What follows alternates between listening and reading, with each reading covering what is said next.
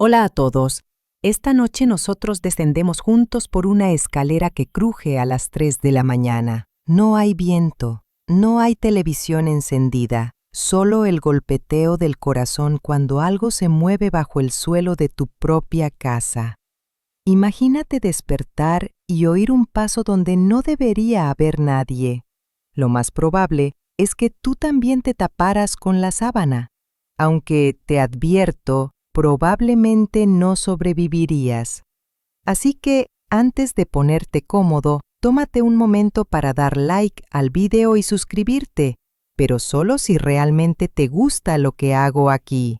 Y cuéntame en los comentarios desde dónde estás escuchando y qué hora es. Me encanta saber hasta dónde llegan estas historias. Ahora, apaga la luz. Quizá enciende el ventilador para un murmullo suave y comencemos juntos nuestro viaje de esta noche. El sonido vino del sótano, un crujido seco, como madera vieja cediendo. Me incorporé en la cama, la garganta seca, la radio del reloj marcando las 3:04. Durante un segundo pensé que era un sueño. Después oí el segundo crujido. Más claro, más cerca. Mi casa, la que Carlos había construido ladrillo a ladrillo en los años 80, parecía respirar conmigo. Cuando los huesos envejecen, dicen los médicos, producen un chasquido parecido al de la madera cuando cambia de temperatura. A veces me gusta pensar que mi casa y yo compartíamos esa vejez, dos estructuras quejándose al mismo ritmo. Pero aquella noche el sonido no venía del tiempo, sino de alguien moviéndose debajo de mis pies. Encendí la lámpara, tomé mis gafas y escuché. Nada, solo el zumbido del refrigerador y el rumor distante de la autopista. Me puse las zapatillas dispuesta a comprobar el sótano, pero entonces el móvil vibró en la mesilla. Era un mensaje de voz de mi nieto Lucas, enviado apenas un minuto antes. «Abuela, no bajes, espérame, voy para allá». A los pocos minutos oí el motor de su camioneta y sus pasos apresurados subiendo la escalera del porche. Cuando abrió la puerta, su rostro estaba pálido como la leche. «Haz una maleta», dijo sin saludar. «Tenemos que salir de esta casa ahora». «¿Qué? ¿Por qué?», pregunté todavía medio dormida. «Por favor, abuela, confía en mí. Solo ropa, medicinas, tus documentos. Te explico en el coche». La seriedad en su mirada no dejaba lugar a réplica. Obedecí, moviéndome con la agilidad torpe de mis 69 años. Mientras metía las pastillas en el neceser, recordé una frase que había leído en un estudio sobre la memoria. Las personas mayores somos más lentas para reaccionar, pero mejores para detectar el peligro real. Tal vez era eso lo que me hizo acelerar. 10 minutos después cerrábamos la puerta y bajábamos por la carretera vacía. Monterrey dormía tras las ventanas oscuras. El aire olía a metal húmedo. Lucas conducía sin hablar, los nudillos blancos de tanto apretar el volante. «Lucas, ¿qué está pasando?», pregunté por fin. «Luego te explico, pero no mires atrás», dijo él. Lo hice de todos modos. La casa que Carlos construyó se reducía a un punto de sombras en el retrovisor. En ese instante sentí que algo se quebraba en mí. Había vivido allí 37 años y, sin embargo, nunca me había parecido tan ajena. Cuando por fin paramos, estábamos frente a una cafetería de carretera abierta toda la noche. El cartel de neón parpadeaba, ZA, FE, porque una letra se había fundido. Lucas bajó del coche y me hizo seña para que le siguiera. Dentro olía a café recalentado y a grasa vieja. El camarero dormitaba junto a la máquina de espresso. Nos sentamos en la mesa del fondo. Lucas apoyó su móvil sobre la superficie pegajosa y deslizó la pantalla hacia mí. Lo que vi no lo olvidaré jamás. «Esto está debajo de tu habitación», dijo. La imagen mostraba una caja metálica con cables conectados a las tuberías del sistema de calefacción. En la pantalla, un temporizador digital marcaba una cuenta regresiva. «¿Qué es eso?», pregunté. «Un liberador de monóxido de carbono. Se activa cuando enciendes la calefacción». El mundo pareció girar. Pensé que había oído mal, pero Lucas siguió, su voz baja y controlada. Estuve revisando el sistema. Noté piezas nuevas. También encontré tu detector de gas desactivado. Todo encaja con tus síntomas: mareos, náuseas, dolores de cabeza. Recordé las últimas semanas, el cansancio inexplicable, las mañanas con sabor metálico en la boca. El doctor Ferreira había dicho que era la edad. Nuestros cuerpos cambian, doña Elisa, me repitió sonriendo. Pero no, mi cuerpo no cambiaba. Lo estaban envenenando. ¿Quién lo haría?, susurré. Lucas tragó saliva antes de responder. Papá. El cace se me quedó atascado en la garganta. Eso es imposible. Roberto me cuida, me llama cada día. Justo por eso, instaló el sistema para mejorar la eficiencia energética, pero lo que mejoró fue el flujo del veneno hacia tu dormitorio. Intenté hablar, pero las palabras se disolvían. El monóxido de carbono es inodoro, invisible, letal en minutos. En la Universidad de Boston publicaron un artículo que decía que el 60% de las víctimas no se da cuenta hasta que es demasiado tarde. Aquella cifra se me vino a la cabeza como si la hubiera leído esa misma mañana. Abuela, tenemos que denunciarlo, dijo Lucas.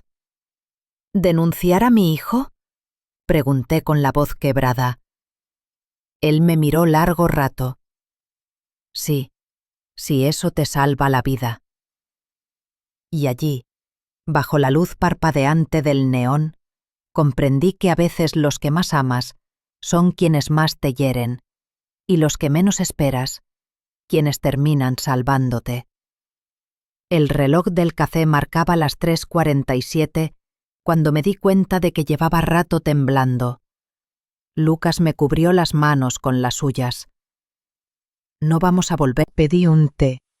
El agua sabía a metal, como casi todo aquella noche. Lucas no apartaba los ojos de la puerta, alerta, como si temiera que Roberto apareciera en cualquier momento. ¿Cómo descubriste eso?, pregunté, más por necesidad de oír su voz que por curiosidad.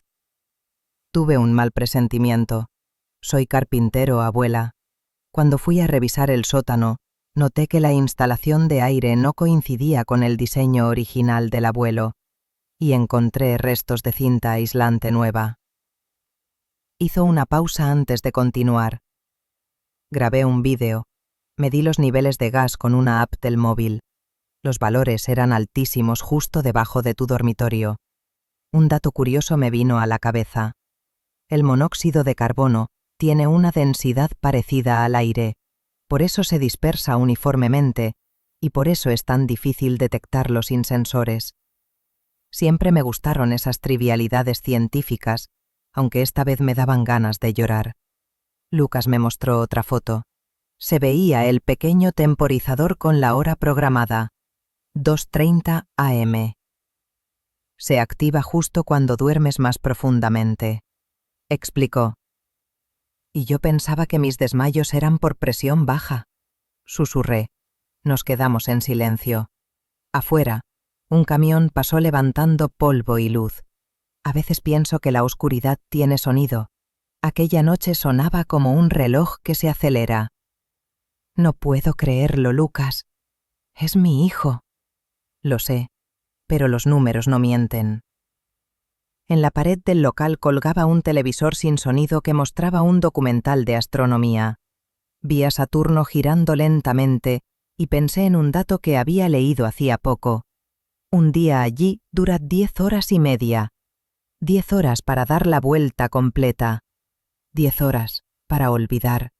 O para arrepentirse. ¿Y si hay otra explicación?, pregunté con voz frágil. Si la hay, la sabremos cuando el detective revise la casa, pero no volverás allí sola. Él hablaba como un adulto, y yo me sentía una niña obediente. Parece que también saben crearlos. Lucas no sonrió. Pedimos la cuenta y salimos al aire frío. El cielo empezaba a palidecer por el este. No recuerdo haber visto nunca un amanecer tan desolado. Mientras subíamos a la camioneta, el móvil de Lucas vibró. Era un mensaje de voz. Lo puso en altavoz. Lucas, soy el detective Ruiz. He recibido tu correo con las fotos. Necesito ver la instalación personalmente. Reúnase conmigo frente a la casa en 1 hora. Traeré una patrulla de apoyo. ¿Vas a ir?, pregunté. Tenemos que hacerlo. Si esperamos podrían borrar las pruebas. Asentí, aunque todo en mí pedía huir. El camino de regreso fue silencioso. Al pasar por la gasolinera cerrada, noté que el aire olía a petróleo, un olor que siempre me recordaba a Carlos, mi esposo. Era el aroma de su taller, mezcla de madera y aceite. Él decía que el trabajo manual cura la mente. A veces creo que tenía razón. Otros días pienso que solo curaba su tristeza. Cuando llegamos a la esquina de mi calle, la patrulla azul ya estaba allí. 2 agentes jóvenes nos saludaron. El detective Ruiz era un hombre robusto, de rostro amable pero mirada aguda. Señora Monteiro, no se preocupe, entraremos con precaución. Lucas le mostró las fotos, las mediciones, el vídeo. El detective frunció el ceño. Si esto es lo que parece, es muy grave. Nos miró. Espérenme arriba. Entramos juntos en la casa. El olor a lavanda de mi limpiadora aún flotaba en el aire. Todo parecía igual, salvo por la sensación de estar entrando en una escena congelada. Mis tazas, mi libro abierto en el sofá, el reloj de pared marcando las 5:12. El detective y Lucas bajaron al sótano. El silencio era tan intenso que pude oír mi propio pulso. Pensé en lo absurdo de morir asfixiada en la casa que ayudé a diseñar. En el dormitorio 2. Es un sistema de liberación de gas, dijo, con un temporizador programable. Sentí un vacío en el estómago. ¿Y ahora?, pregunté. Procederemos a registrar toda la vivienda y contactar con la fiscalía. Pero necesito saber, ¿quién tuvo acceso reciente a esta zona? Mi hijo Roberto, respondí con un hilo de voz. Hizo reformas aquí hace unos meses. El detective anotó algo. Entonces conviene que permanezca fuera de la casa hasta que terminemos. Asentí. Antes de salir, miré hacia la escalera del sótano. La madera parecía otra, más oscura. Me pregunté si el mal podía impregnar las cosas. Lucas me tomó del brazo. Vámonos, abuela. Al cruzar la puerta, me sorprendí recordando un dato absurdo. Las abejas reconocen los rostros humanos. Pensé que, si mi casa fuera un ser vivo, sabría reconocerme también. Pero esa mañana, cuando el sol tocó las ventanas, tuve la certeza de que ya no me conocía. A las 9 de la mañana, el detective Ruiz nos citó en la comisaría. Había dormido apenas 1 hora en el motel de carretera donde Lucas insistió en alojarnos, con el televisor encendido para no escuchar el silencio. Me miré al espejo antes de salir. El rostro de una anciana que ya no reconocía su hogar. En la sala de espera, Ruiz apareció con un portafolio lleno de papeles y fotografías. Señora Monteiro, señor Lucas, gracias por venir. Confirmamos que el dispositivo contenía un sistema de liberación gradual de monóxido conectado al temporizador central de calefacción. Lucas asintió, los puños cerrados. ¿Pudieron rastrear quién lo instaló?, preguntó. Sí. En la factura del proveedor figura el nombre de Roberto Monteiro, dijo el detective con la serenidad de quien sabe que cada palabra es un bisturí. Lo adquirió hace 4 meses bajo el pretexto de una mejora de ventilación. Sentí un mareo. Ruiz me ofreció un vaso de agua. No queremos sacar conclusiones apresuradas, añadió, pero todo apunta a una manipulación intencionada. Manipulación intencionada. 2 palabras que suenan igual que asesinato. ¿Dónde está ahora?, pregunté. Según nuestros registros, salió de viaje de negocios a San Luis Potosí anoche, pero hemos emitido una alerta. Lucas bajó la cabeza. Va a intentar huir. El detective lo observó unos segundos antes de responder. Tal vez crea que nadie lo sospecha aún. En cualquier caso, manténganse alejados de la casa hasta que terminemos de registrar todo. Yo apenas podía procesar. Recordaba a Roberto de niño, con la frente siempre sudada y los bolsillos llenos de tuercas. Había heredado de su padre la obsesión por medirlo todo, incluso el amor. A media tarde volvimos acompañados por el detective y 2 técnicos forenses. Entraron con guantes, cámaras y luces ultravioletas. Lucas se quedó a mi lado, firme como un centinela. El olor a polvo y gas quemado era más fuerte ahora. Ruiz abrió las ventanas, revisó cada toma eléctrica y cada rejilla de ventilación. «Mire esto», dijo uno de los técnicos, apuntando con la linterna a un rincón del sótano. «Tuberías suplementarias, conectadas al sistema principal con válvulas nuevas». Ruiz asintió. «Instaladas con precisión, no es obra improvisada». «Papá fue ingeniero industrial», murmuró Lucas. «Sabía exactamente cómo hacerlo sin dejar rastros». Subí despacio los escalones hasta el primer piso. En el pasillo, las fotos familiares seguían colgadas. Roberto y Marcia, mi hija, en el cumpleaños número 30 de él. Los nietos jugando en el jardín. Yo, sosteniendo una tarta con velas torcidas. Tantas imágenes de amor. Y sin embargo, la mía ahora parecía una casa de papel pintada por encima del veneno. Me detuve frente al dormitorio. La colcha todavía olía a lavanda.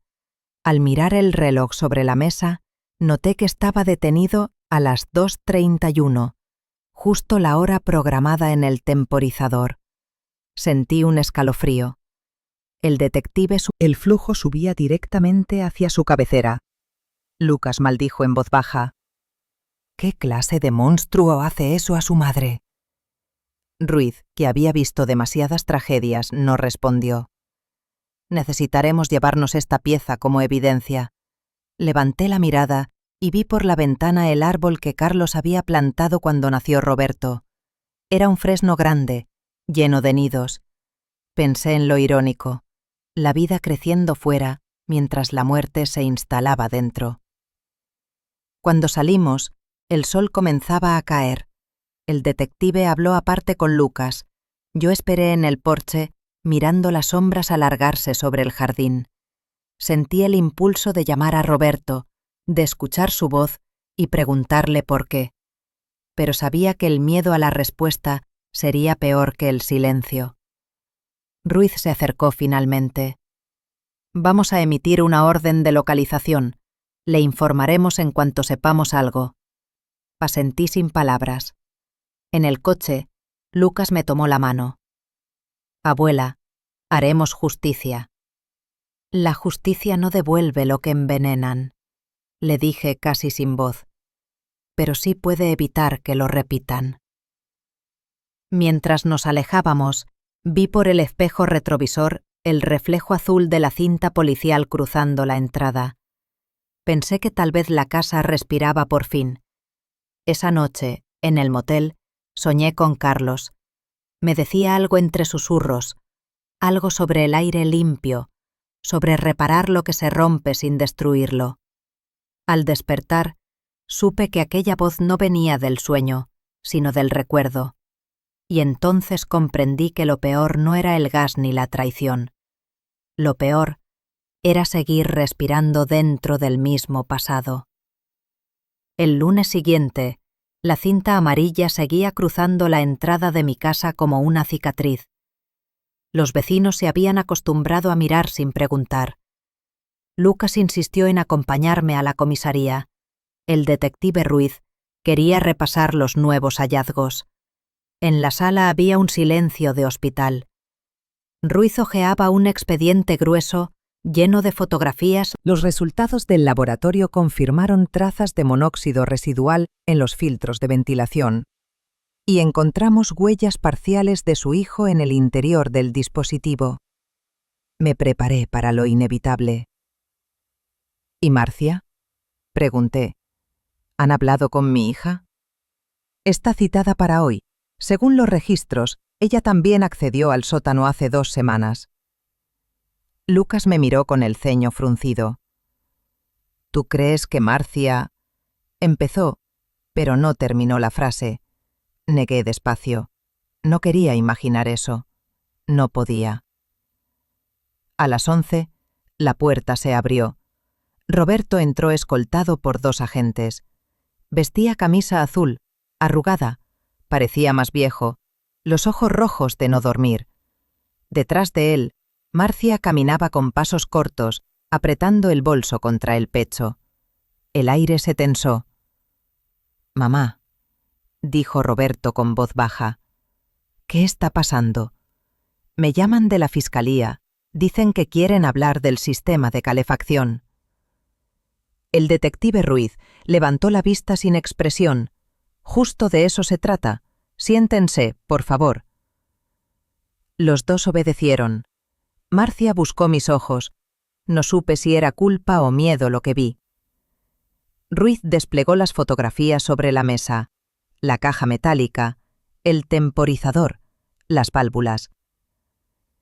Esto estaba instalado bajo el dormitorio de su madre. Roberto parpadeó. «Eso es absurdo. Yo solo reemplacé el sistema antiguo. Mamá me lo pidió». «Nunca te pedí eso», respondí con voz temblorosa. Él me miró desconcertado. «Claro que sí. Dijiste que el aire estaba viciado». Lucas se inclinó hacia adelante. «Tú mismo me dijiste que no sabías nada del gas cuando te mostré las fotos». «¿Qué fotos?», preguntó Marcia alarmada. Ruiz intervino. «Encontramos una factura a su nombre, señor Monteiro. La empresa de suministros confirmó que usted pidió expresamente un dispositivo de control atmosférico con... El silencio que siguió fue denso como plomo. Marcia se llevó la mano a la boca. «¿Qué hiciste, Roberto?», susurró. «Nada», gritó él golpeando la mesa. «Nada. Todo esto es un error». Ruiz hizo una seña y los agentes se adelantaron. Roberto se levantó, los ojos encendidos. «No. Mamá, diles que no haría eso. Diles». Yo intenté hablar, pero no salía sonido, solo lágrimas. Lucas se puso de pie, interponiéndose entre nosotros. En ese momento la puerta volvió a abrirse. Un oficial entró con una carpeta. «Detective, los informes financieros», dijo.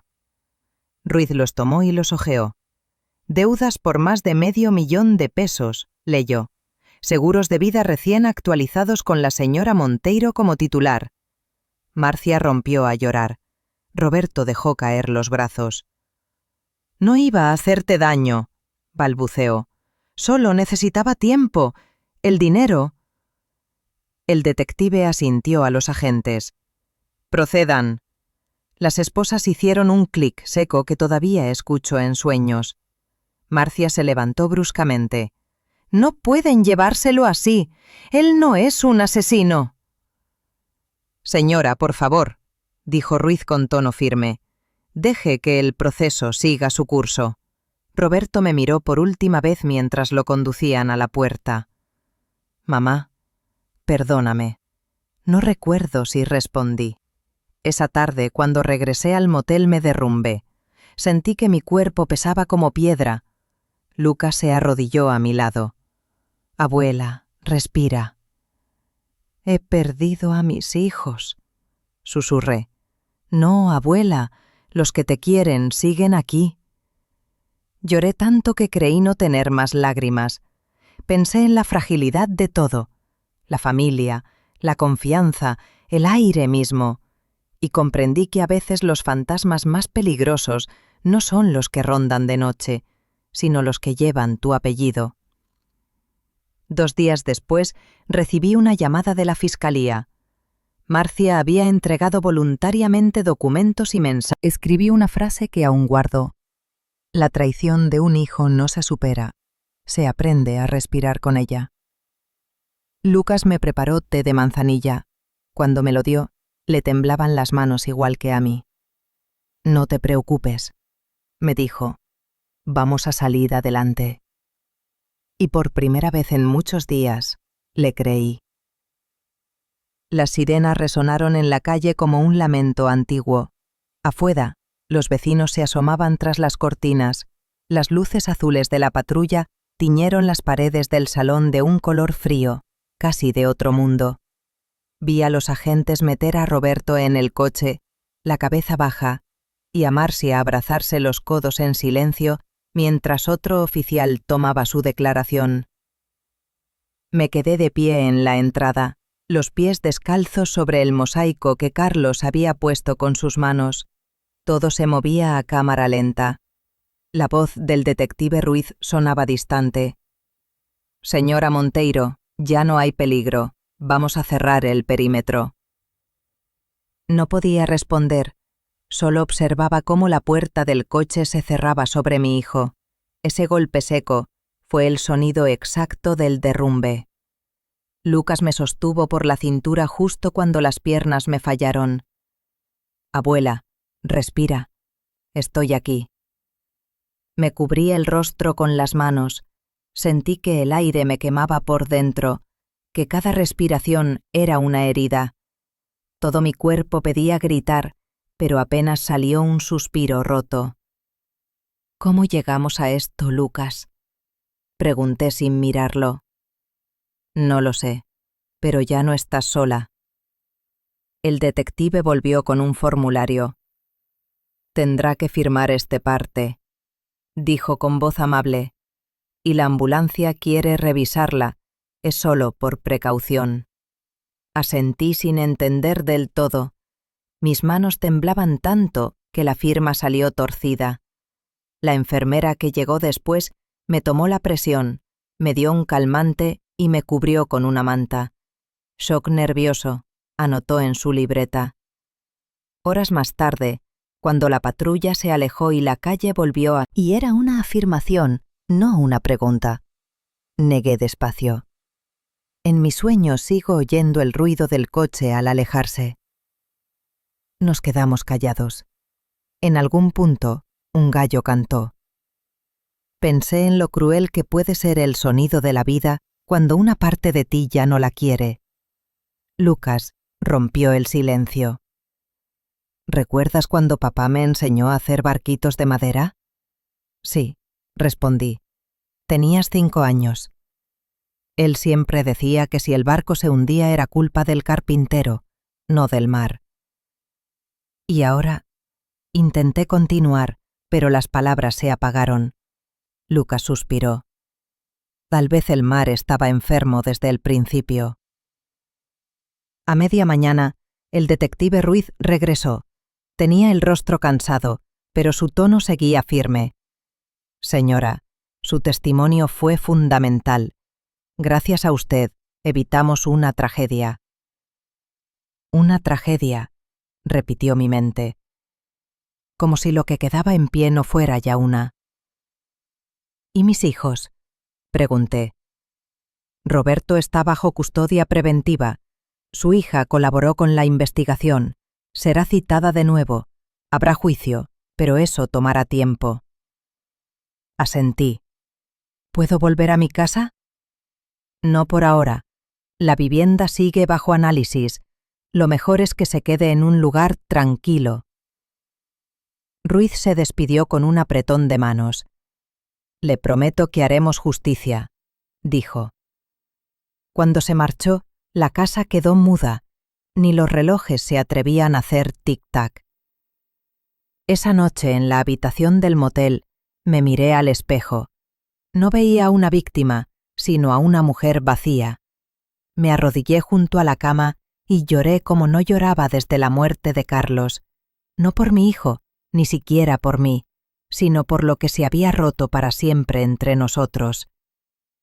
Lucas entró sin decir nada, se sentó en el suelo a mi lado y me abrazó.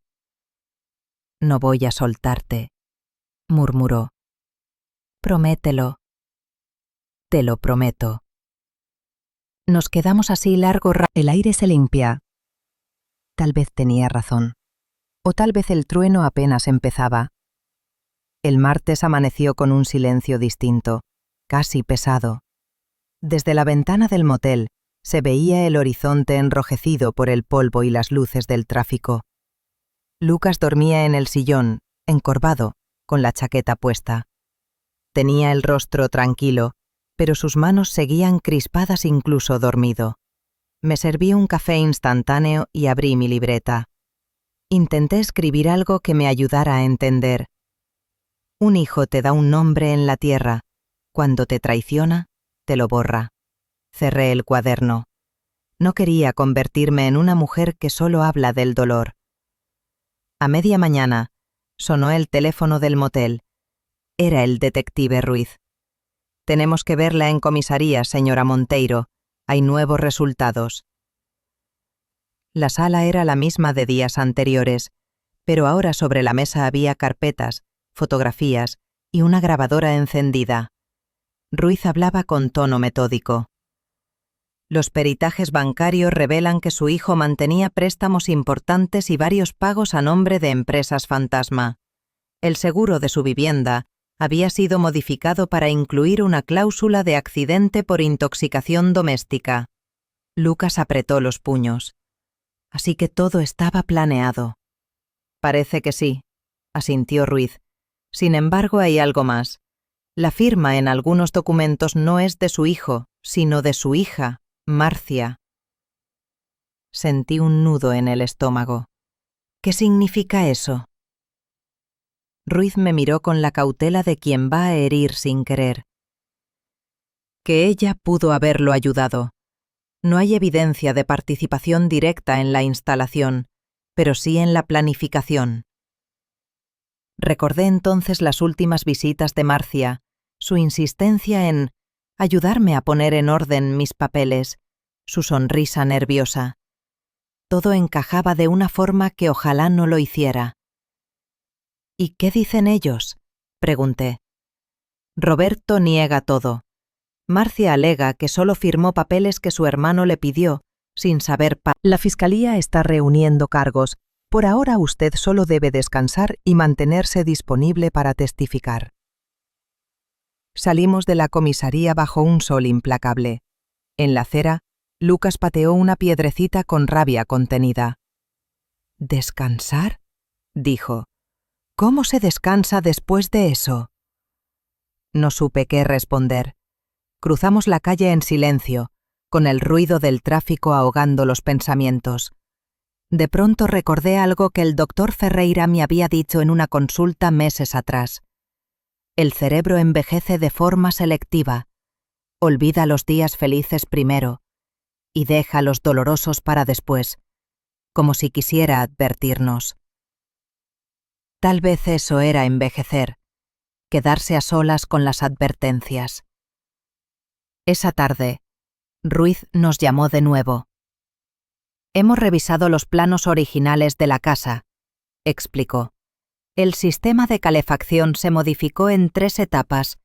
Las 2 primeras fueron hechas por un técnico, pero la tercera, la del dispositivo de gas, no aparece registrada.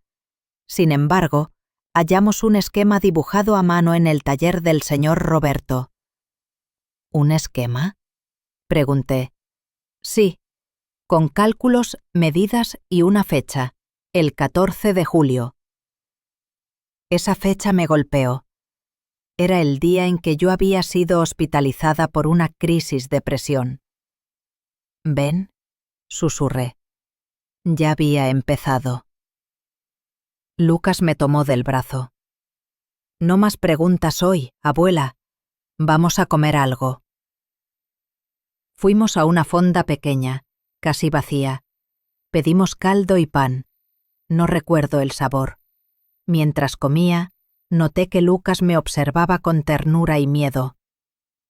«¿Qué?», pregunté.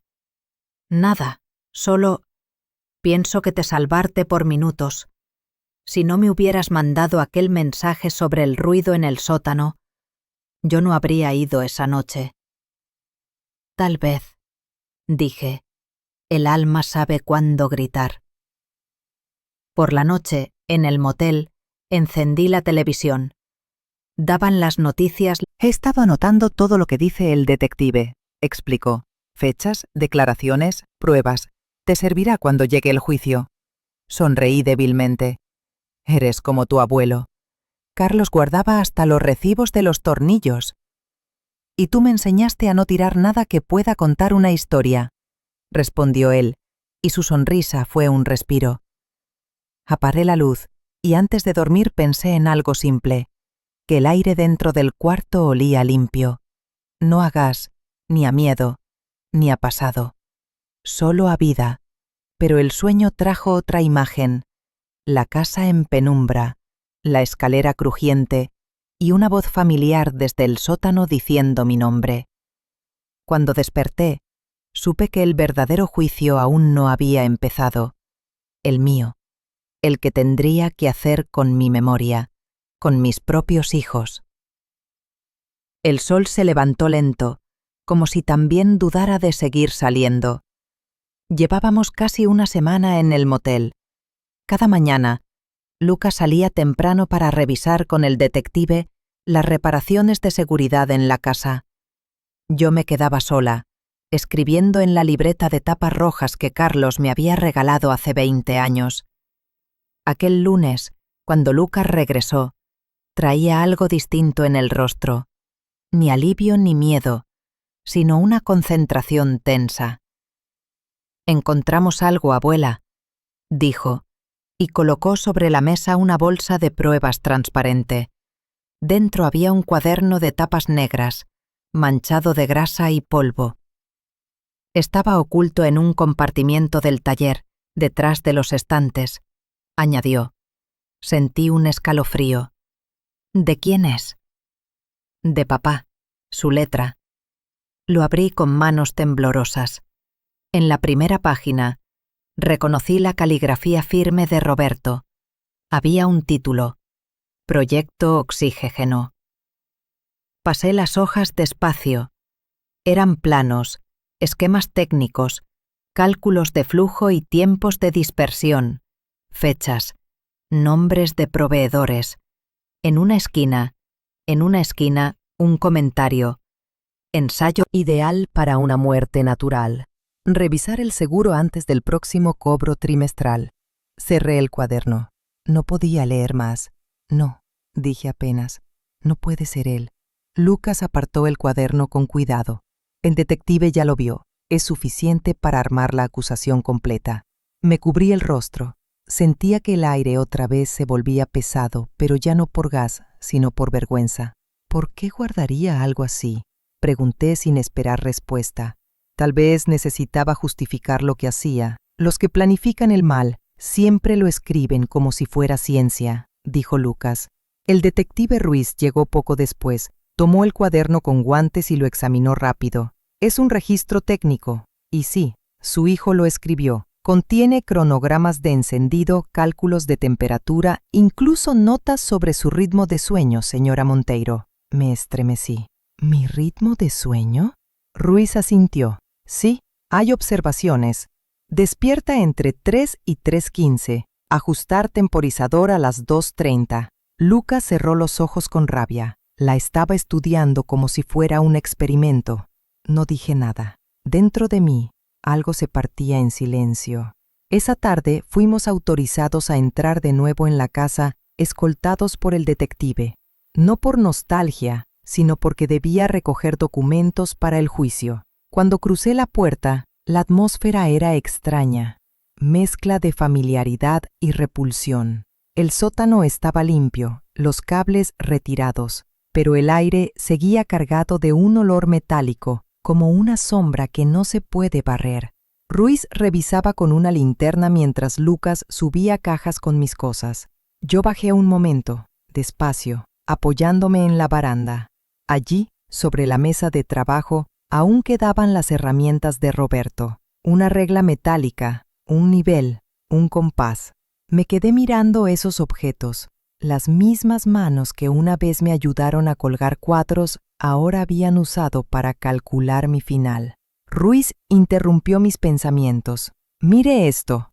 Sostenía una hoja suelta del cuaderno. El sistema no debe dejar rastros después de 48 horas. Ventilar para simular fallo técnico. Me senté en el primer escalón. ¿Sabe qué es lo más terrible, detective? Dije. Que él pensó en todo, hasta en el olor. Ruiz guardó silencio. Lo entiendo, señora, pero ahora todo eso sirve para probar la verdad. Esa noche Lucas y yo volvimos al motel con el cuaderno ya sellado en evidencia. En la televisión, los noticieros hablaban de política y lluvias. Nada sobre nosotros. ¿Te das cuenta?, dijo Lucas mientras preparaba café. Toda su vida fue medir cosas, presión, tiempo, voltaje, hasta que empezó a medir el amor por lo que podía valer en un seguro. Me quedé observando el vapor subir de la taza. Y sin embargo, yo lo crié para que creyera en la utilidad del trabajo, no en el dinero. Tal vez confundí esfuerzo con virtud. Lucas se sentó frente a mí. No lo hiciste mal. Él eligió el camino. Tal vez, susurré, pero fui yo quien le enseñó a construir, y ahora tengo que aceptar que también le enseñé cómo destruir. Nos quedamos callados largo rato. Solo el zumbido del ventilador llenaba la habitación. Antes de dormir, miré por la ventana. La luna estaba alta y limpia, sin nubes. Recordé algo que Carlos solía decir. Hasta la oscuridad necesita un punto fijo para girar. Esa noche decidí que ese punto, por pequeño que fuera, sería la verdad, aunque doliera. El juicio no comenzó de inmediato. Antes vino la antesala burocrática, declaraciones, peritajes, citaciones, visitas de abogados. A cada firma mía seguía una sensación de entumecimiento, como si mi cuerpo aún no supiera en qué punto la vida se había roto del todo. Un viernes por la tarde, el detective Ruiz me llamó a su despacho. «Señora Monteiro, la Fiscalía propone un acuerdo de conformidad», dijo. «Su hijo podría admitir los hechos a cambio de una pena reducida». Con sentencia directa. Lucas, que estaba conmigo, apretó los labios. «¿Y Marcia?», preguntó él. «Podría recibir una suspensión condicional. Su grado de participación fue menor». El silencio llenó la oficina. Yo miré por la ventana hacia los árboles del estacionamiento. Los pájaros bajaban a picotear migas, ajenos a todo. «Entonces quieren que el asunto termine rápido», dije. «No es eso», respondió Ruiz. «Es para evitarle más dolor. Un juicio es largo y la prensa ya está preguntando». Asentí. Sabía que tenía razón, pero algo en mí se resistía a cerrar así la historia. Esa noche, en el motel, Lucas me observó mientras yo doblaba la ropa en silencio. «¿Vas a aceptar el acuerdo?», preguntó. «No lo sé», me detuve. «Si lo hago, tal vez nunca sabremos por qué». «¿Y si no lo haces?». «Tendré que mirarlo a los ojos en el estrado». Nos quedamos callados. En la televisión, una voz anunciaba lluvias en el norte. «A veces pienso», dije al fin, «que el perdón no es una virtud, sino una forma de cansancio». Lucas se acercó y me abrazó. «Entonces descansa, pero no te rindas». El lunes siguiente acepté ver a Roberto. La cita fue en el penal de Topo Chico, en una sala pequeña con un cristal separándonos. Al otro lado, mi hijo parecía una sombra de sí mismo, ojeroso, la barba crecida, los hombros vencidos. «Mamá», empezó. No lo interrumpí, esperé. «Yo no quería hacerte daño», dijo al fin. Todo se me salió de las manos. Tenía deudas, me presionaban. Pensé que el seguro me permitiría pagarlo todo y empezar de nuevo. Su voz se quebró. Yo lo escuchaba como quien oye una lengua extraña. «¿Y creíste que matarme te daría un nuevo comienzo?», pregunté. No iba a matarte. Solo necesitaba una salida». Las palabras rebotaron en el cristal. Pensé en todos los verbos que usamos. No respondí. Me levanté. Antes de irme añadí: no lo hago por ti, sino por mí. No quiero que tu odio viva en mi cuerpo. Cuando salí al pasillo, sentí que respiraba con más claridad, aunque cada inhalación doliera. Esa tarde, Marcia me llamó desde un número desconocido. «Mamá, no me odies», dijo entre sollozos. «Yo solo firmé lo que Roberto me pidió. Pensé que era para un préstamo, no para eso». «Ya no tengo fuerzas para odiar, hija», respondí. «Solo necesito que digas la verdad». «Lo haré», prometió. Los días siguientes fueron una rutina extraña. Entrevistas con abogados, consultas médicas, noches de insomnio. Lucas me acompañaba a todas partes sin protestar. Cuando le pregunté cómo aguantaba tanto, sonrió con tristeza. «Porque tú me enseñaste a no soltar el martillo hasta que el clavo esté recto». Me reí por primera vez en semanas. El 28 de agosto, Roberto aceptó el acuerdo. 10 años de prisión con posibilidad de reducción por buen comportamiento. Cuando me lo comunicaron, sentí una mezcla de alivio y vacío. El detective Ruiz me estrechó la mano. «Ha sido valiente, señora Monteiro. No muchas madres lo habrían soportado». «No fui valiente», respondí. «Solo seguí respirando». Salí del edificio y vi a Lucas esperándome en la acera. «¿Y ahora?», me preguntó. «Ahora toca reconstruir», sonreí débilmente. «Si el aire casi me mata, voy a aprender a hacer que respire conmigo». Él entendió enseguida. «Vamos a arreglar la casa, ¿verdad?». «Sí, pero esta vez sin sótanos ocultos». Aquella noche, por primera vez desde todo aquello, dormí sin pesadillas. Soñé con Carlos en el jardín, sosteniendo una madera recién cortada. Me miraba y decía: «Para reparar, primero hay que vaciar el hueco del daño, luego llenar de nuevo con luz». Al despertar, el amanecer entraba por la ventana, y pensé: la cinta policial ya había sido retirada. Solo quedaban las marcas amarillas en el suelo, como sombras que se negaban a borrarse. Lucas aparcó la camioneta frente al portón y bajó primero. «No hay prisa», me dijo abriendo la puerta despacio. «Entra cuando estés lista». No estaba lista, pero entré igual. El recibidor olía a pintura y desinfectante. Las ventanas abiertas dejaban pasar la brisa y el rumor de los árboles. Todo parecía más pequeño, como si la casa se hubiera encogido de miedo. «Hay que empezar por ventilar el sótano», dijo Lucas bajando con una linterna, «y luego revisaremos los conductos». Lo seguí con pasos lentos. Cada escalón crujía como si recordara. Cuando llegamos abajo, el lugar estaba vacío, limpio, pero aún se sentía el eco de algo oscuro. Lucas encendió el foco del techo. El haz de luz cortó el aire en diagonales. «Mira, abuela», dijo, «instalé válvulas nuevas. Ninguna conecta con el sistema central y vamos a sellar esa pared antes de pintar». Lo vi trabajar, medir, atornillar. Tenía las manos firmes, concentradas, igual que Carlos cuando reparaba muebles. Por un momento sentí algo parecido a paz.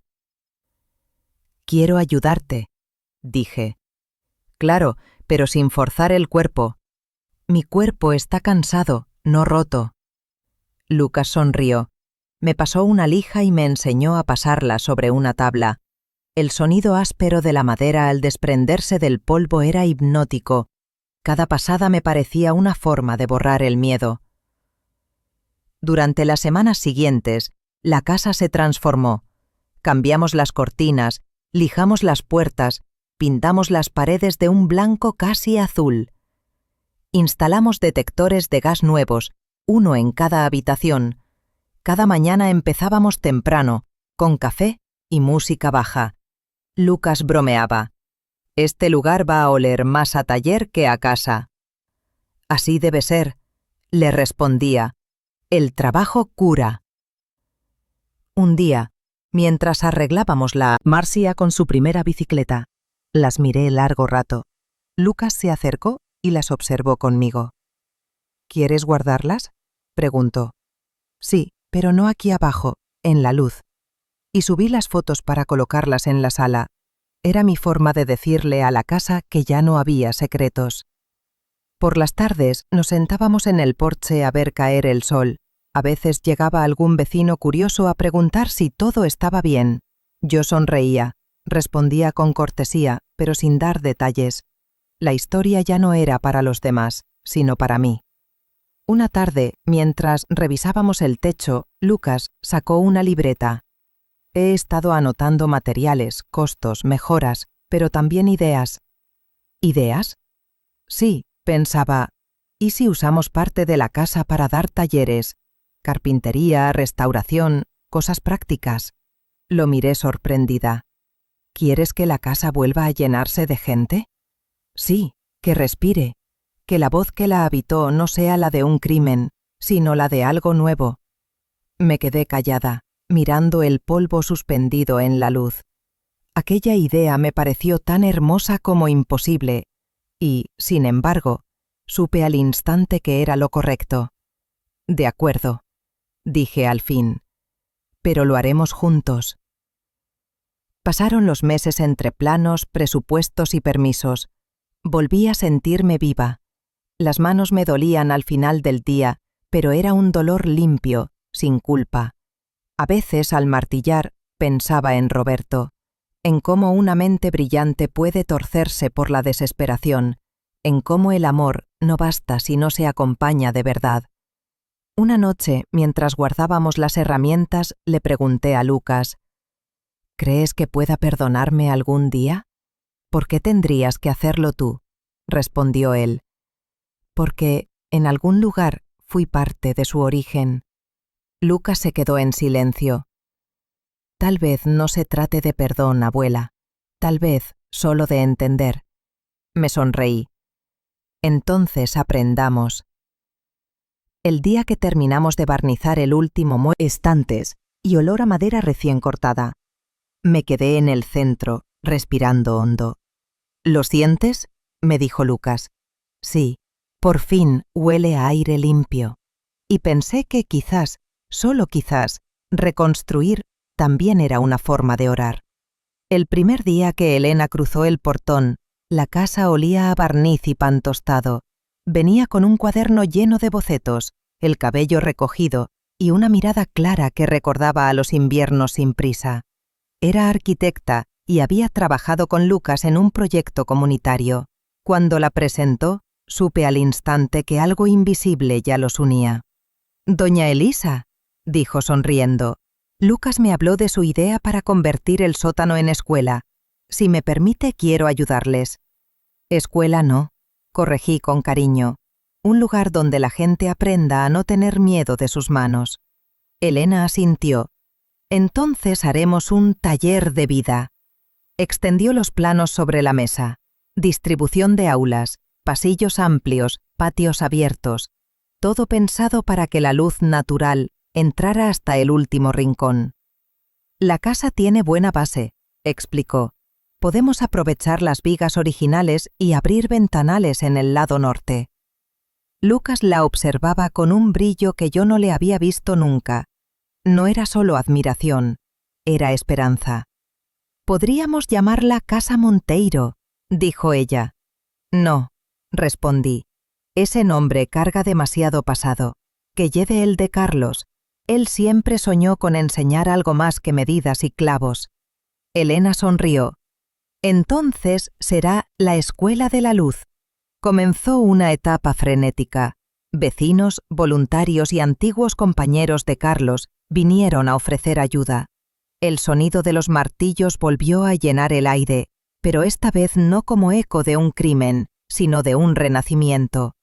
Lucas y Elena trabajaban codo a codo.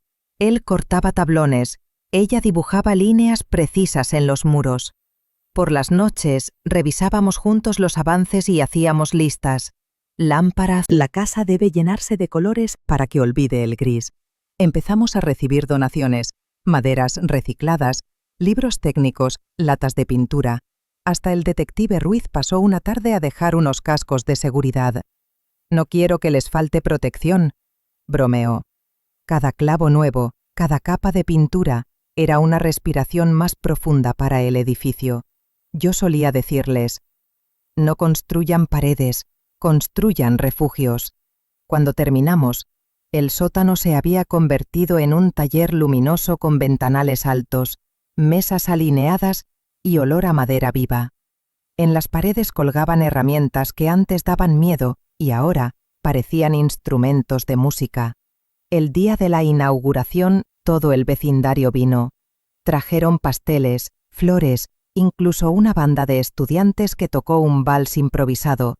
Me senté en la primera fila, con Lucas y Elena a cada lado. Elena dio el discurso. Esta casa fue herida, pero decidió sanar compartiendo lo que sabe hacer: crear. Que cada clavo aquí sea un recordatorio de que incluso lo roto puede sostener algo hermoso. La gente aplaudió. Yo no pude. Solo lloré, sin esconderme esta vez. Esa tarde, cuando todos se fueron, nos quedamos los tres barriendo confeti.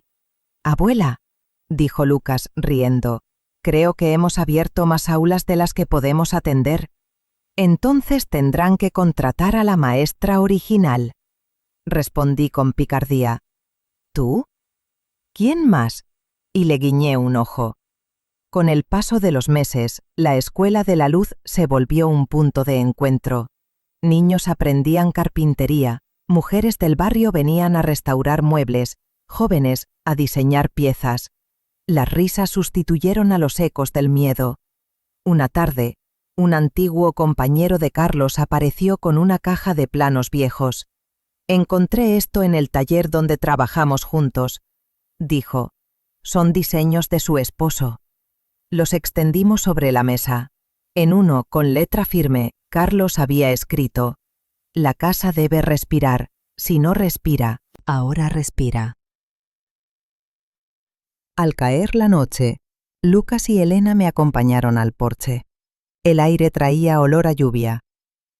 «Abuela», dijo Lucas, «¿sabes que Elena quiere quedarse en el pueblo?» «No me sorprende», respondí sonriendo. Aquí, uno se queda cuando el corazón encuentra espacio. Elena se sonrojó. «Si usted nos deja, queremos casarnos aquí, en el jardín». «Claro que los dejo. Que el amor sea la nueva construcción de esta casa». Y mientras el cielo comenzaba a tronar, supe que aquel sonido, el mismo que antes me asustaba, ahora era promesa de limpieza. El día de la inauguración formal de la Escuela de la Luz amaneció despejado, con un aire tan limpio que parecía recién inventado. Los periódicos locales habían anunciado el evento. Una casa marcada por la tragedia renace como espacio de arte y oficios. No me gustaba la palabra tragedia, pero entendí que la gente necesitaba un relato, y yo ya había aprendido que cada historia sana cuando se comparte. El patio estaba lleno de vecinos, periodistas, exalumnos del viejo taller de Carlos. Había niños corriendo con delantales de carpintería y ancianos apoyados en bastones, sonriendo al sol. Lucas y Elena coordinaban los últimos detalles. Colgaron un cartel hecho a mano que decía: «Aquí se aprende con el alma y con las manos». Cuando subí al pequeño estrado improvisado, me temblaron las rodillas, pero la voz me salió firme. Esta casa ha sido muchas cosas: refugio, tumba, silencio. Hoy vuelve a ser lo que mi esposo soñó, un lugar donde el trabajo y la belleza se den la mano. Si alguna vez dudan de que el dolor pueda transformarse, miren estas paredes. El aplauso fue largo, cálido. Por primera vez en mucho tiempo, sentí que podía sonreír sin culpa. Durante las semanas siguientes, la casa se llenó de vida. Las mañanas olían a serrín y a pan del horno comunitario que habíamos instalado en el patio. Elena impartía, yo me encargaba de las meriendas y de los consejos, que siempre terminaban en anécdotas de Carlos. Una tarde de octubre, mientras clasificaba unas donaciones, escuché pasos en la entrada. Era un hombre mayor, de barba blanca y sombrero. Traía una carpeta bajo el brazo. ¿Doña Elisa Monteiro?, preguntó con voz suave. Sí, soy yo. Fui compañero de su esposo en la cooperativa de 1983. Encontré estos planos entre sus cosas y pensé que deberían volver a casa. Abrió la carpeta y desplegó dibujos amarillentos, estructuras de techos, bocetos de muebles, diagramas de ventilación. En la esquina de uno reconocí la letra de Carlos. Proyecto Escuela de la Luz, propuesta inicial. Sentí que el aire se me cortaba. ¿Él ya había imaginado esto?, pregunté. Sí, decía que algún día quería enseñar a la gente a construir sin miedo al error. Me quedé mirando los planos, con lágrimas silenciosas. Era como si Carlos hubiese dejado una brújula para guiarme incluso después de muerto. Gracias, susurré. No sabe cuánto significa esto. El hombre sonrió y antes de irse dejó una frase que se me quedó grabada. A veces los proyectos tardan décadas en completarse, pero llegan cuando el corazón está listo para recibirlos. Esa noche colgamos los planos en el pasillo principal. Elena propuso enmarcarlos con madera del viejo taller. Lucas grabó en una placa de metal la dedicatoria. Para Carlos Monteiro, que soñó con un aire limpio y una casa que enseñara a vivir. Cuando todos se fueron, apagué las luces del pasillo y me quedé sola frente a los planos. La casa respiraba, literalmente. Las nuevas ventilaciones hacían que el aire se moviera con un murmullo suave, como un corazón tranquilo. Pensé en Roberto, en Marcia, en las heridas que aún dolían. En el fondo, cada clavo que golpeábamos era una oración por ellos, aunque ninguno lo dijera en voz alta. Unas semanas después recibí una carta desde el penal. Decía que mi hijo había empezado a reparar muebles viejos para las celdas comunes, que enseñaba a otros internos y que hablaba poco, pero trabajaba sin descanso. Leí la carta 3 veces. No supe si era redención o simplemente rutina, pero me bastó con imaginarlo respirando aire limpio también. ¿Buenas noticias?, preguntó Lucas al verme sonreír débilmente. Tal vez, al menos, noticias con vida. El 12 de noviembre, el diario publicó un reportaje sobre la escuela. La periodista me pidió una frase para cerrar el artículo. Pensé unos segundos y respondí: no todos los venenos matan. Algunos te obligan a limpiar el aire y al hacerlo, aprendes a vivir de nuevo. Esa frase corrió por las redes y pronto comenzaron a llegar visitantes de otros pueblos. La Escuela de la Luz se volvió un símbolo pequeño pero verdadero de reconstrucción. Y yo, en silencio, comprendí que Carlos había tenido razón. El aire puede morir, pero también puede renacer. Solo necesita manos que lo liberen. El invierno llegó despacio, con esas mañanas donde el aliento se hace visible y el silencio suena distinto. La Escuela de la Luz seguía funcionando, más viva que nunca. A veces, cuando me sentaba a observar a los niños lijar sus primeras tablas, pensaba que aquella casa había vuelto a ser un cuerpo que respiraba. Un martes de enero, el detective Ruiz me llamó. «Doña Elisa, lamento molestarla, pero tengo una noticia. Roberto sufrió un infarto leve en el penal. Está estable, pero quiere verla». La noticia me atravesó sin ruido. «¿Verme?», repetí. «Dice que necesita hablar con usted. Si lo desea, puedo acompañarla». Pasé el resto del día sin poder concentrarme. Lucas y Elena insistieron en venir conmigo. Partimos al amanecer del día siguiente, la carretera cubierta de niebla. Durante el trayecto Lucas guardó silencio. Solo apretaba mi mano cuando notaba que temblaba. El hospital penitenciario. El guardia nos condujo hasta una habitación con una cama metálica y una ventana pequeña. Roberto estaba allí, más delgado, el cabello encanecido prematuramente. Cuando me vio, intentó incorporarse. «No te levantes», le dije, sentándome a su lado. Hubo un largo silencio. El sonido del monitor cardíaco marcaba los segundos con una calma engañosa. «Mamá», empezó él, «no sabía si vendrías». «Tampoco yo lo sabía», respondí. Se llevó una mano al pecho, buscando aire. «He tenido mucho tiempo para pensar», dijo. «Intento entender por qué lo hice. Supongo que quería acabar con una parte de mí, no contigo, pero eras lo único que me quedaba». No supe si esas palabras eran disculpa o condena. «El querer no siempre justifica, Roberto», murmuré. «Pero al menos estás pensando. Eso ya es un comienzo».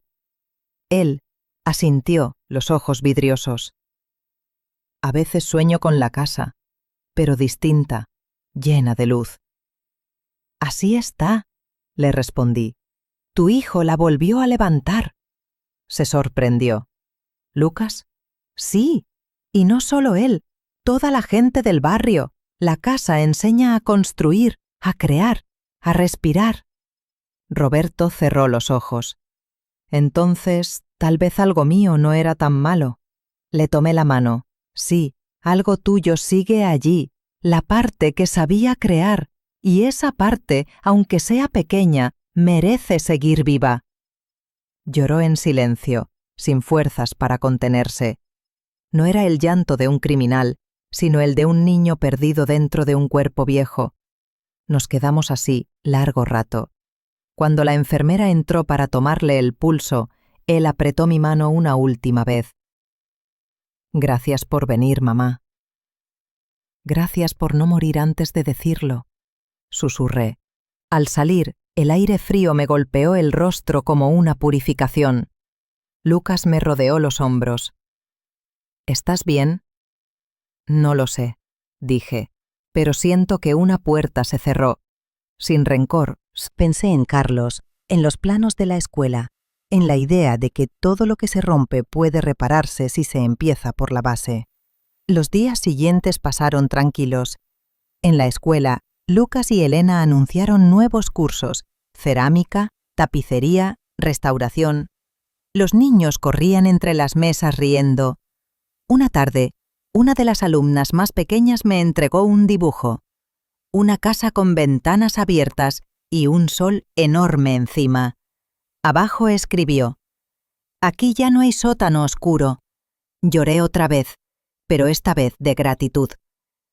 Esa noche, en el porche, Lucas se sentó conmigo.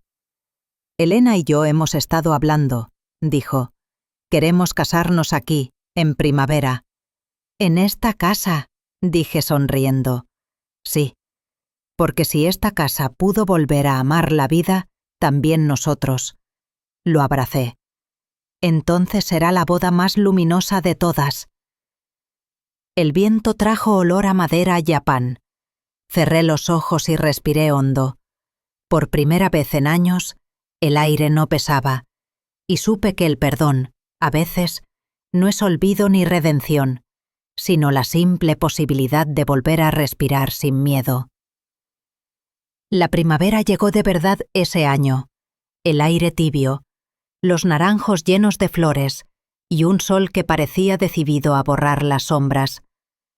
La boda de Lucas y Elena se fijó para el 14 de mayo. Desde temprano, la casa volvió a transformarse. Colgamos guirnaldas de luces, pusimos mesas en el jardín, y los niños de la escuela pintaron carteles que decían: «Aquí todo vuelve a empezar». Yo llevaba un vestido azul claro que Elena insistió en coserme ella misma. «Es de lino», me dijo, «para que respire contigo». Y lo hacía. Cada paso parecía liviano, como si caminara dentro de una brisa. Cuando los músicos comenzaron a tocar, el jardín se llenó de risas. Lucas esperaba en el centro, con las manos nerviosas, hasta que Elena apareció por el pasillo de flores. La miró con una ternura que me hizo... Pero por dentro, cada palabra, cada aplauso, era un trozo de aire limpio. Después del brindis, Lucas levantó su copa. Esta casa nos dio miedo, luego nos dio trabajo, y ahora nos da vida. Que así siga siempre. La gente aplaudió, y fue entonces cuando la vi. Entre los invitados, parada junto al portón, estaba Marcia. Vestía un abrigo beige sencillo y sostenía un ramo de jazmines. No se había acercado a nadie. Nuestros ojos se cruzaron. Por un segundo, todo el ruido desapareció. ¿Quieres que vaya yo?, susurró Lucas. No, déjame, le respondí. Caminé hacia ella. Cada paso me costaba años. Cuando llegué, le sonreí sin saber cómo empezar. Hola, hija. Hola, mamá, dijo bajando la mirada. No estaba segura de si debía venir. Hiciste bien. Siempre hay lugar aquí cuando el corazón se arrepiente. Marcia respiró hondo. He estado en terapia.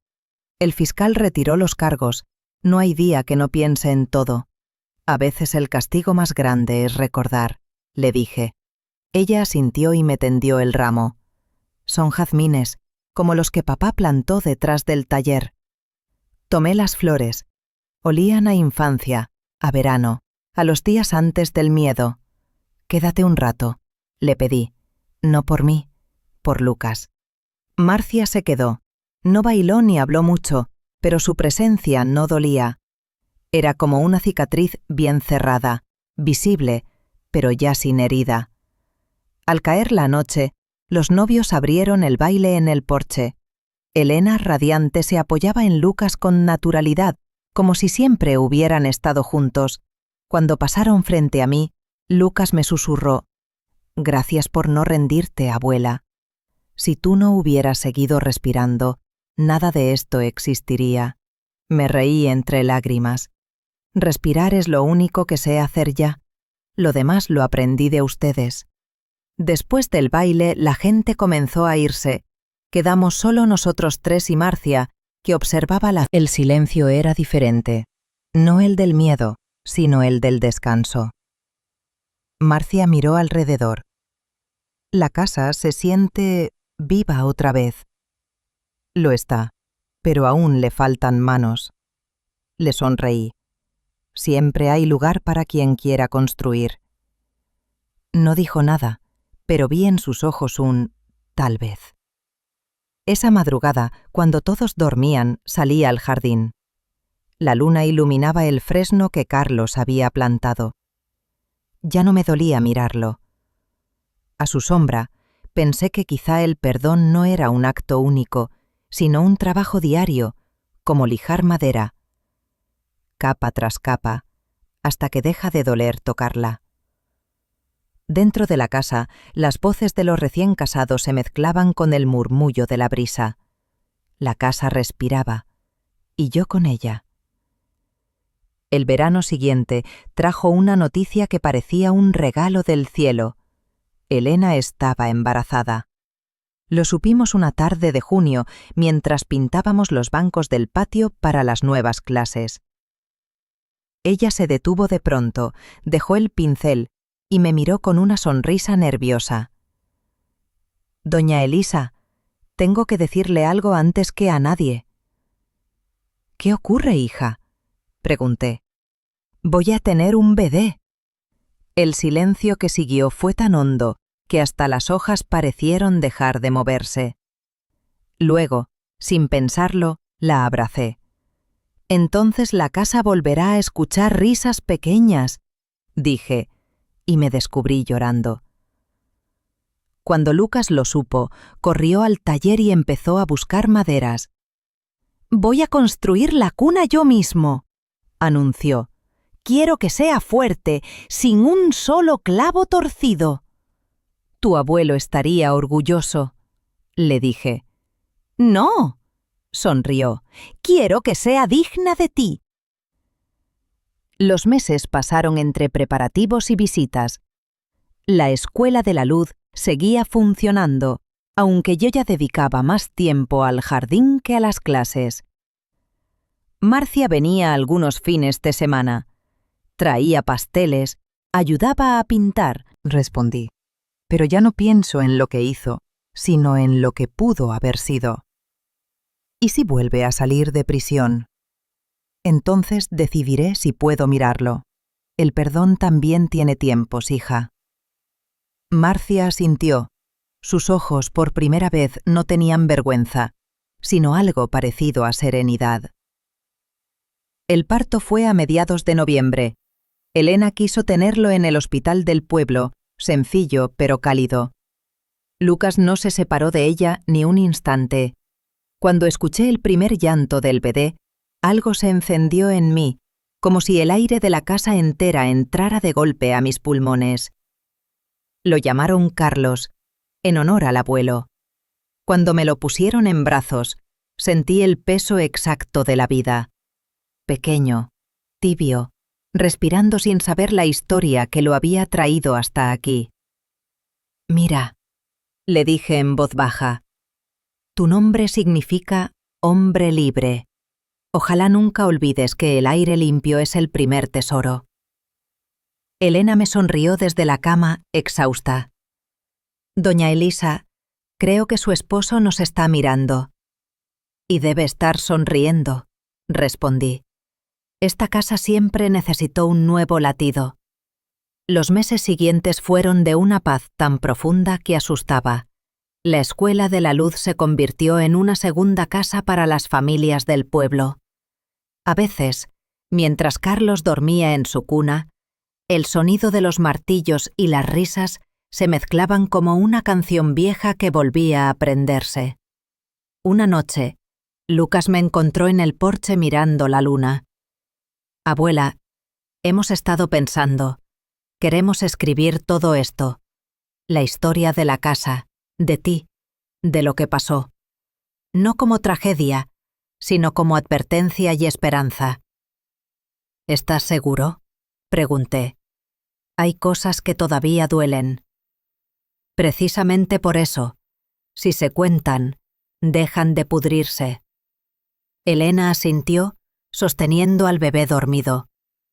Queremos que él crezca sabiendo la verdad, sin mitos ni silencios. Pero no para juzgar, sino para enseñar a respirar. En las semanas siguientes, empezamos a grabar relatos, reunir fotos, notas, fragmentos del cuaderno de Roberto, planos de Carlos, todo, sin censura, sin adornos. Elena decía que sería una historia de supervivencia del aire. A veces, mientras escuchaba mi propia voz en las grabaciones, me sorprendía la serenidad con la que hablaba de la muerte, del miedo, del perdón. Era como si el tiempo me hubiese dado un nuevo idioma. El día que terminamos el manuscrito, Lucas puso el título en la primera página.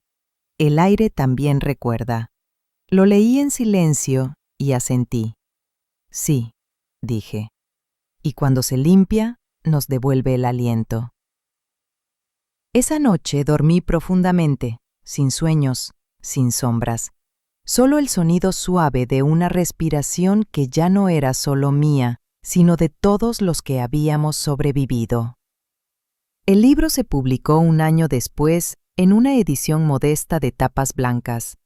Lucas y Elena insistieron en que el nombre del autor fuera colectivo, la Escuela de la Luz. No querían que nadie se sintiera dueño de la historia, querían que el aire hablara por sí mismo. El día de la presentación, la biblioteca del pueblo se llenó más de lo que esperábamos. Había periodistas, estudiantes, obreros, maestros y curiosos. Yo llevaba el mismo vestido azul que había usado en la boda, un poco más descolorido, pero todavía firme, como yo. Elena abrió el acto con voz temblorosa. Esta historia nació de una casa que casi deja de respirar. Hoy, esa casa respira por todos nosotros. Luego habló Lucas con su tono claro, sereno. No escribimos para recordar el dolor, sino para que otros sepan cómo se repara el aire. Mi abuela me enseñó que construir no siempre es levantar paredes, a veces es solo quedarse de pie. Cuando me tocó hablar, sentí un nudo en la garganta. Miré las caras frente a mí. Tantas generaciones. Hubo un tiempo, dije despacio, en que el aire de mi casa quiso matarme. Hoy, ese mismo aire mantiene viva a mucha gente. El perdón no se aprende en los libros, pero los libros pueden ayudar a no olvidar por qué hay que perdonar. El aplauso fue tan largo que tuve que sentarme. Elena me tomó la mano. Lucas me sonreía desde el fondo.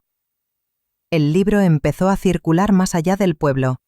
En las radios hablaban de una historia real sobre la reconstrucción y la fe doméstica. Nos llamaban de escuelas, de cooperativas, de talleres en otras provincias. Algunos querían aprender carpintería, otros simplemente aprender a volver a respirar. Un día recibí una carta con matasellos del penal. La abrí sin miedo. Era de Roberto. Mamá, leí el libro. Me dolió. Me avergonzó. Pero también me hizo entender que, aunque mi nombre no esté ahí, mi culpa tampoco lo domina. Estoy enseñando a otros reclusos a reparar sillas viejas. Cada vez que uno de ellos dice gracias, siento que un poco del aire vuelve a mí. No le pido nada. Solo quería que lo supiera. Con respeto, R. Leí la carta 3 veces. No lloré. Solo la guardé entre las páginas del ejemplar que tenía en mi mesa, como si el papel quisiera quedarse cerca de su origen. Pasaron los meses. La Escuela de la Luz creció. Añadimos un invernadero, un aula de costura, un espacio para lectura. Marcia empezó a venir cada semana a dar clases de contabilidad a los alumnos. Su risa, que había desaparecido por años, regresó despacio, como quien pide permiso para existir. Una tarde, mientras el pequeño Carlos dormía, ella me preguntó: ¿crees que papá podrá venir algún día? Tal vez, dije. El aire, cuando se limpia, termina llegando a todos lados. El tiempo siguió su curso. En las mañanas yo salía al porche con mi taza de té y observaba cómo el sol entraba por las ventanas del taller. Y entonces comprendí algo que no había entendido en todos esos años, que el aire nunca fue el enemigo. Solo necesitaba que alguien le abriera la puerta. El último día del año, Lucas organizó una pequeña reunión. Había risas, luces, vino y olor a pan recién hecho. Cuando dieron las 12, Elena me puso al bebé en brazos. «Abuela», dijo Lucas, «este es tu brindis. El aire está limpio porque tú lo respiraste primero». Miré al niño, sentí su respiración sobre mi pecho y supe que todo había encontrado su sitio. La culpa, la pérdida, el amor, la memoria. «No», respondí, «el aire está limpio porque todos lo cuidamos juntos». Afuera, los fuegos artificiales encendieron el cielo. Las luces se reflejaron en las ventanas de la casa y por un instante me pareció ver el rostro de Carlos junto al mío, sonriendo, sosteniendo también al pequeño. Y entendí que finalmente la historia estaba completa. La casa respiraba. Y yo con ella.